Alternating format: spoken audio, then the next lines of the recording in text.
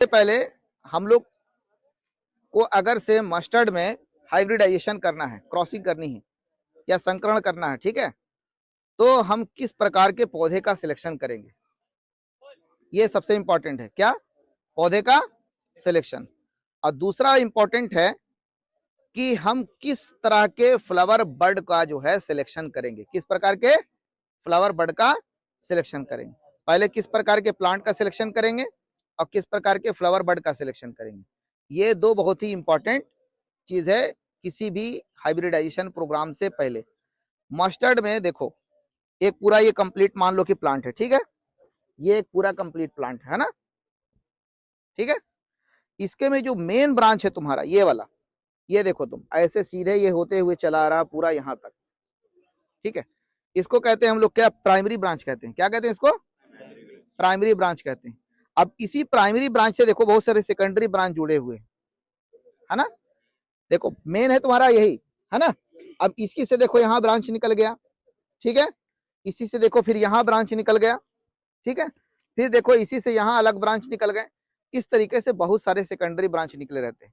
तो क्रॉसिंग करने के लिए हमेशा जो है सेकेंडरी ब्रांच का सिलेक्शन करेंगे, प्राइमरी ब्रांच का नहीं। इसका सिलेक्शन नहीं करेंगे हम लोग, इसका सिलेक्शन नहीं करेंगे। सिलेक्शन किसका करेंगे? सेकेंडरी वाले ब्रांच का करेंगे। अब सिलेक्शन करने से पहले एक बात का ध्यान रखना, जैसे हमने इसका सिलेक्शन किया, ठीक है। अब यहाँ पे देखो बहुत सारे फ्लावर हैं जो ओपन हो चुके हैं, इनको हम तोड़ के निकाल देंगे, ठीक है। इसको तोड़ के निकाल देंगे। जितने भी फ्लावर्स जिसके में पॉलिनेशन हो चुका है या फ्लावर बर्ड ओपन हो चुके हैं, उन सबको क्या करेंगे? तोड़ के निकाल देंगे। अब मेरे पास इतना ही सा बर्ड बचा।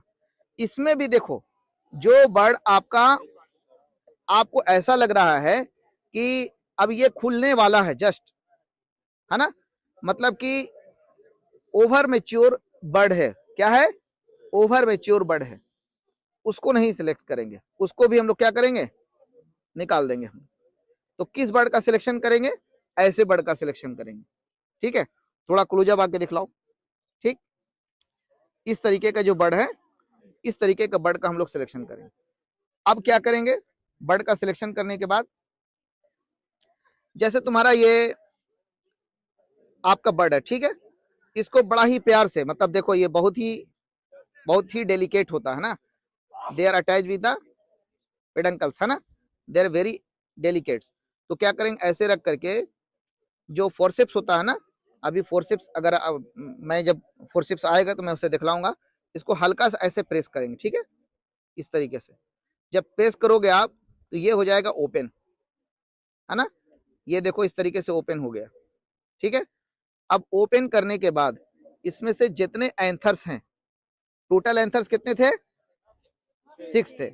6 में 2 स्मॉल साइज के थे और 4 बड़े साइज के थे। तो सारे एंथर्स को हम लोग क्या करेंगे? फोर्सेप्स पे बारी से ऐसे निकालेंगे और काउंट कर लेंगे। बेहतर यह होगा काउंट करो, 1 2 3 4 5 6, है ना, ताकि डाउटफुल कंडीशंस ना रहे। आपको एक्सपीरियंस हो जाएगा तो ऐसा कंडीशंस भी आ जाता है कि आप एक बार में ही 6 आंसर्स को पूरा आप ग्रिप करके निकाल सकते हो। लेकिन जब एक्सपीरियंस नहीं है तो ये प्रॉब्लम रहती है कि आदमी भूल जाता है। पता चला 5 आंसर निकाल दिया, एक भूल गया। अगर एक भी आंसर भूल गया तो बड़ा प्रॉब्लम हो जाएंगे, क्योंकि इसके अंदर में millions and billions of pollens बनते हैं, मिलियंस एंड बिलियंस। एक पॉलन चाहिए होता है फर्टिलाइजेशन के लिए। तो अगर जब तक के पूरी तरह से नहीं निकालेंगे तब तक के वो फ्लावर बर्ड जो है वो फीमेल फ्लावर के रूप में नहीं हो पाएगा। और अगर चाहते हैं कि उसमें पॉलिनेशन खुद से ना हो, हम अपना खुद से पॉलिनेशन करें, जो डिजायर्ड प्लांट है उसके से करें, तो ये काम करना पड़ेगा। एक तो तुम्हारा हो गया इमेस्कुलेशन करने का काम, ठीक है। अब एक चीज बहुत इंपॉर्टेंट है कि इमेस्कुलेशन जो करना है, इसके में से जो जो फ्लावर बर्ड है उसके में से जो मेल पार्ट को रिमूव करना, ये करेंगे कब, किस टाइम पे करेंगे, है ना, ये बहुत इंपॉर्टेंट है। मोस्ट ऑफ द केसेज में हर फ्लावर के अंदर में जिसमें भी इमेस्कुलेशन करना है, ठीक है, शाम के टाइम पे 4 बजे के बाद, कितने बजे? 4 बजे के बाद आप इमेस्कुलेशन की प्रोसेस करो। क्यों ऐसा है?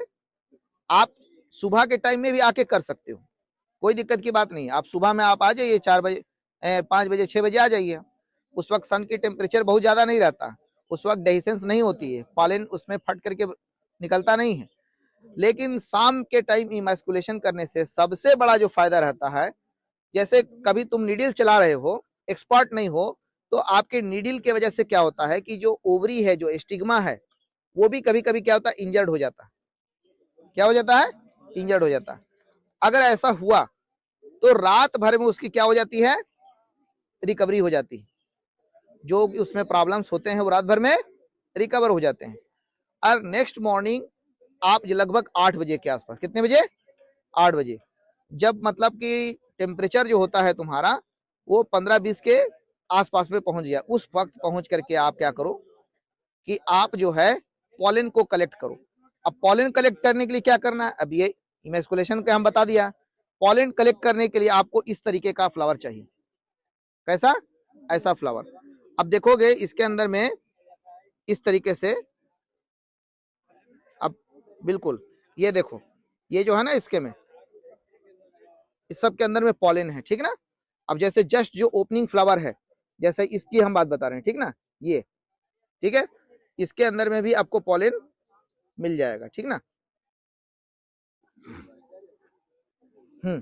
जैसे ये देखो, दिख रहा है ना, बिल्कुल ग्रीन ग्रीन पॉलन डस्ट है बहुत सारा। ये पॉलन डस्ट दिखता कैसा है, जब कभी तुम लोग देखो सूरज की रोशनी खिड़की से या कहीं से आती है घर के अंदर में, बहुत सारे डस्ट के सस्पेंसर उड़ते हुए उसमें दिखलाई देते हैं। ठीक ऐसे ही पॉलन डस्ट भी होता है। अब उस पॉलन डस्ट को करना क्या है कि इस स्टिग्मा वाले सरफेस पे जिसमें आपने इमैस्कुलेशन की प्रोसेस किया है, ठीक है ना, उसमें आपको ला करके क्या करना है, जस्ट आपको टच कर देना है। आपको हम दिखलाते हैं थोड़ा नजदीक से, ठीक है।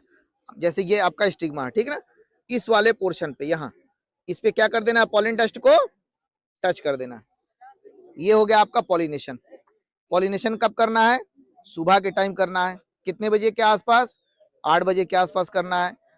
और ऐसे बर्ड का सिलेक्शन करना है जिसमें पॉलन मैच्योर हो, जिसमें पॉलन मैच्योर हो। अब ये कैसे पता करेंगे? इसको पता करने के लिए करना क्या है कि फ्लावर बर्ड को सिलेक्ट करो, उसके पॉलन को ऐसे हाथ से पकड़ो और ऐसे हल्का सा थोड़ा सा रगड़ के देखो। अगर से बिल्कुल डस्ट के पाउडर के तरह, फाउंडेशन लगाते हो ना तुम लोग, तो हाथ में देखो ऐसे करोगे तो एक फाउंडेशन का बन जाता है ना डस्ट की तरह से, ठीक वैसे ही पॉलन का भी होता है, बिल्कुल येलो फाउंडेशन डस्ट की तरह। बात समझ में आ गया? जब ऐसा पॉलन में स्थिति दिखलाई दे रहा है, मतलब कि उसमें मैच्योर पॉलन है। उसी मैच्योर पॉलन को हम लोग क्या करेंगे, स्टिग्मा के सरफेस पे ला करके टच कर देंगे। अब टच करने के बाद यहाँ पे आ जाता है कुछ लिखने पढ़ने का काम। क्या है लिखने पढ़ने का काम? सबसे पहले तो आपने किस डेट में इमैस्कुलेशन किया, आप एक छोटा सा ज्वेलरी टैग लोगे, उसको बांधोगे आप, है ना। अब ज्वेलरी टैग पे डेट ऑफ इमैस्कुलेशन, माने किस डेट को आपने इसके में से एंथर्स को काट के निकाल दिया, जो उस फ्लावर के अंदर में जो मेल रिप्रोडक्टिव पार्ट था, जो नर भाग था, उसको काट के निकाला, वो डेट आपको लिख देना है। फिर अगला क्या है आपका, date of pollination. Next day, जिस दिन आप पॉलिनेशन करोगे, आप डेट ऑफ पॉलिनेशन को लिखोगे। फिर उसमें और क्या इंफॉर्मेशन रहेगा, उसके में उस क्रॉप की वैरायटी का नाम, उसका नाम रहेगा उसमें, है ना। अच्छा एक बात और, जब क्रॉसेस हम लोग बनाते हैं तो हमेशा फीमेल इनटू मेल लिखा जाता है। पहले female crossed by male, male का नाम रहता है। तो आप फीमेल का तो नाम लिख लोगे, लेकिन किस पॉलन का यूज कर रहे हो, ये कौन सी वैरायटी का पॉलन आप यूज करोगे इसमें ला करके, उसको आप नेक्स्ट डे क्रॉस करके उसके आगे में लिख दोगे।